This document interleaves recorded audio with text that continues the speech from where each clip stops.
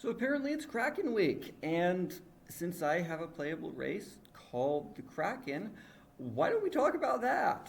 This is modular games. Normally we talk about core mechanics of role-playing games and other tabletop games, and specifically I try to address how the mechanics of a game can contribute directly to the play experience, the feel, the mood, the flavor. In the case of racial traits for the Kraken, this means asking ourselves a question of how would the play experience playing a Kraken be different from playing a human? And what type of traits would reflect that change? The immediate answer to this is playing a Kraken is wildly different from playing a human. The capabilities of this type of creature are almost completely different from humans. They're aquatic, they won't necessarily have the ability to talk, they don't really have bones. Before we get too far into the specific traits of a Kraken, let's go ahead and get into the general design philosophy that I've been using for racial traits in general. Number one, these racial traits need to be applicable in multiple gaming environments. It doesn't matter whether you're playing D&D or whether you're playing Shadowdark or Pathfinder or Cyberpunk or some other random system. You need to be able to play this race regardless of what game it is, and that's the way the racial traits have been designed. For that reason, I don't include specific text that would be specific to certain rules in certain games. If something would require you to make a d20 check, or require you to roll 3d6, or allow a saving throw, I don't include that text in these racial traits, because those type of things need to be applied differently in different games. So that's the first rule when I'm putting these together. The second rule is that ability score increases are they're not vague, but they really aren't representative of the overall traits of a creature. And so when ability score increases matter, they'll be included, but generally we keep those to a minimum. The most important traits are the ones that really and truly set apart a race to make the experience very, very different. And in this case, that's very easy. But in other cases, like the elf or the dwarf or the orc, well, a lot of games don't really have core mechanical traits that make those races different from a human. Also, I've been trying to keep the number of racial traits down to a minimum so that for new players, they don't have to learn all of these specific things. So ideally, a race would have only one core racial trait, and everything else would be details that you can ignore most of the time.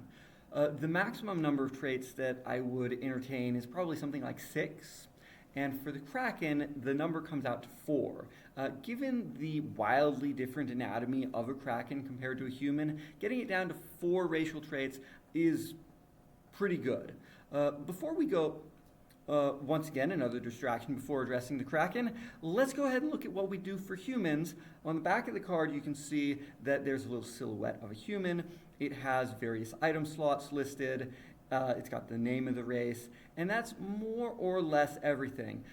For most humanoid races, those item slots are going to be exactly the same, so it's completely superfluous. But for a Kraken, that is wildly different. We'll see that in a second.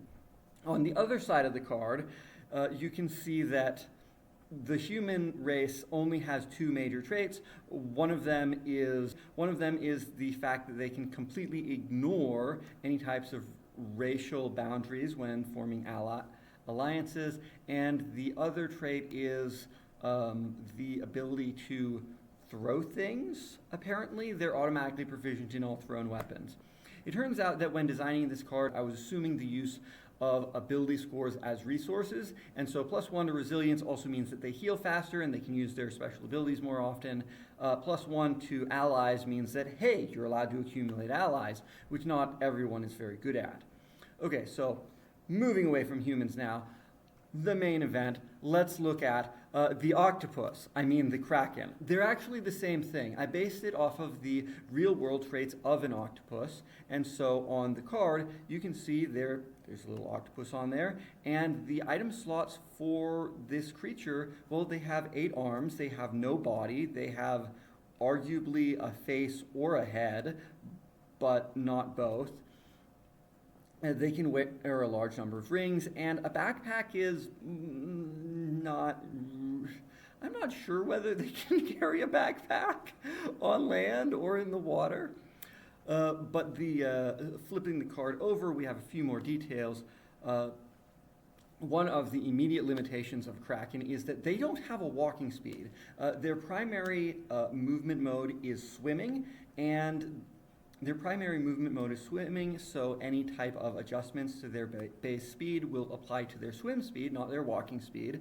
And if they want to walk on land, that's treated exactly the same as climbing, which means that climbing a tree is no more difficult for a Kraken than walking across the grass, which is very strange to humans, but for something that normally lives underwater and doesn't have a skeletal system, yeah, those tasks are very similar to each other. Can they fly? Absolutely not. Can they climb? We already addressed that. They're not quite as fast as some other swimming creatures, but they're pretty good.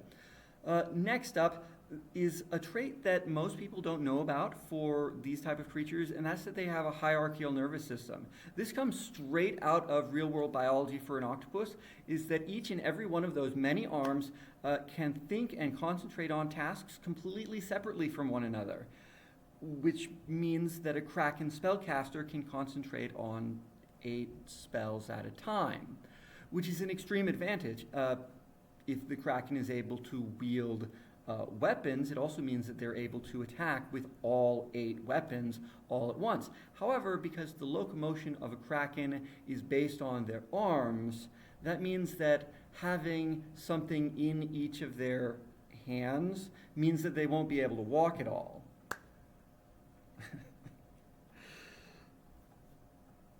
Means that they won't be able to walk at all, or swim, or climb, or whatever you want to call it. Okay, so what other traits do they have? Well, what other traits do they have? Well, they have 2 traits that go together very well.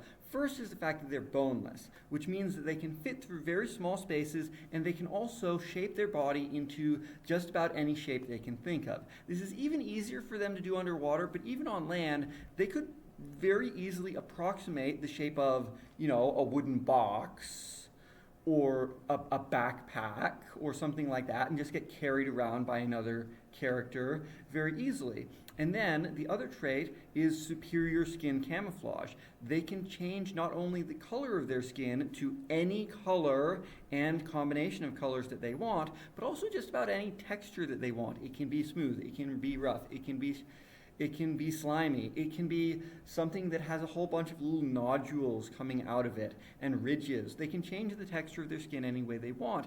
And that, combined with the fact that they can assume the shape of anything they want, means that, yeah, if they want to pose as a wooden box, you probably think that that's an ordinary wooden box until you're standing right next to it. And for a playable character, this is kind of like a mimic. You go into the dungeon, you see a chest, it's suspiciously unguarded, and it turns into a monster. Well, guess what? The Kraken can do the same thing, except it doesn't have to be a chest. It can be a door, it can be a rug, it can be a bag, it can be any shape they want. They can assume that form. Well, what about the shape of a human body? They can approximate that surprisingly well. They won't be able to walk around that way, but if it's laying on the ground, it can approximate just about any shape it wants. And you can imagine how that's a very big advantage for a player character that's playing as a Kraken. So how big are these animals? Well, that's an interesting thing, because theoretically, the Kraken would continue to grow larger and larger and larger the older it gets,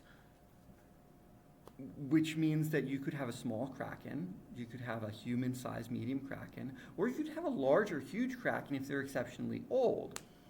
But for the playable version, I generally assume that they're the size of a human. On Earth, the giant octopus is considered to be about 8 feet long. That's roughly the size of a human. That's what we're talking about here. The fact that this creature is aquatic means that it will very much need to be near a body of water because it can only breathe or hold its breath for about an hour before it starts to drown in the air. And so that's a big disadvantage. Overall, I would say that the versatility of the Kraken as a playable race is almost unparalleled. However, they have some serious disadvantages as well.